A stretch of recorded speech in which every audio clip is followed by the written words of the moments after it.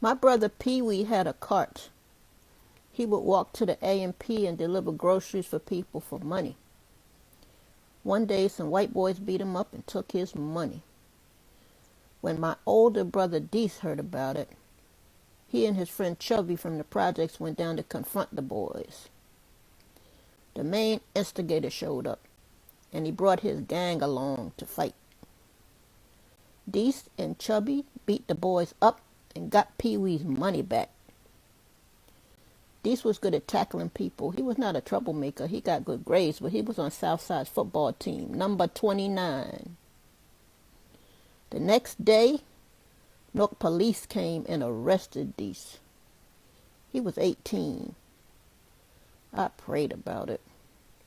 If you have a record, that can mess up your life.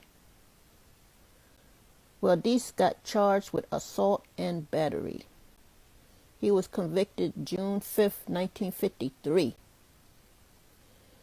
Municipal Court Judge Anthony Giuliano said Deese's criminal offense was found to not involve moral turpitude. Judge Giuliano did not give Deese any jail time. Deese just got convicted of a misdemeanor, but my family had to pay a fine of $15. That fall, Deese enrolled in New Jersey State Teachers College in Jersey City. This Jewish guy, his classmate who lived in the Weequahic section of Newark, gave Deese a ride to school every morning. Deese was voted freshman class president, and he was picked to escort VIPs when famous black leaders came to the campus. My mother and father raised us right. They raised us a certain way. They said, protect your brothers and sisters and go to church every Sunday. We were there every Sunday. Metropolitan Baptist Church on Springfield Avenue. And there were so many kids in our family. Sitting on the pews, we took up the whole row.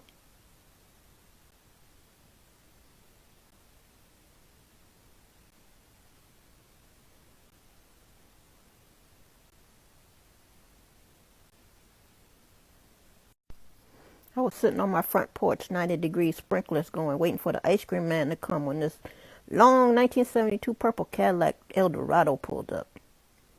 This man wearing a two-tone jumpsuit got out the car. His jumpsuit was purple on one side and white on the other side, and he had long, pointy collars. His afro was mashed down under his purple slouch hat, like what they wore in that You Dropped a Bomb on Me Gap Band video. He walked around the car to the passenger side and opened the door and offered his hand to my aunt. She got out looking like a movie star, tight white jeans and an orange crop top. She later married a Jehovah's Witness, but this was during her Superfly era. Who is Superfly? We asked her from the front porch. Oh, hello, family, she said, getting a lotion from her macrame handbag. My cousin stood up. He your pep? My cousin asked. My goodness gracious, she said. Family, this is Stanley Henderson. He is a wonderful man. He's a computer programmer.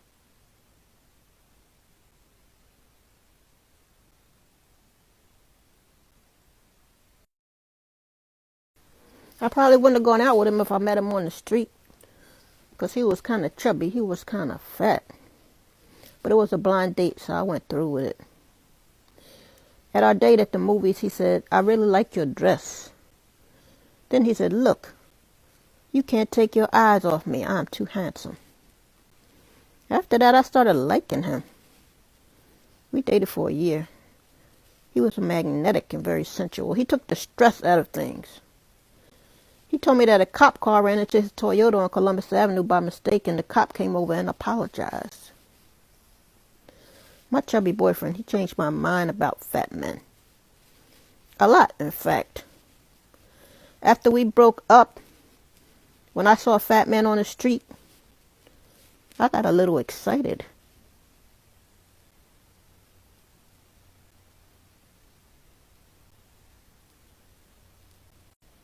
This place is like high school. The old man across the hall asked me to come over to his room to watch an old Elvis movie. I can't imagine being a nurse and have to deal with that lecherous character. and give him a bath and wash his toolbox. The nurse told me he moans and makes sensual noises when she washes his toolbox. That would not be me. There's not enough nurse pay in the world for me to wash him and give him a bath. And those 3 women on the couch, that's the teacher gang. They used to be teachers. They probably weren't even teachers. They're just saying they were teachers for clout. I was the only one who knew there's 3 branches of government when they gave us the history test. The teacher gang didn't know. The little one, she got mad. She can't beat me in any of the contests. And she lied. Last year, she said she was a high school physical education teacher.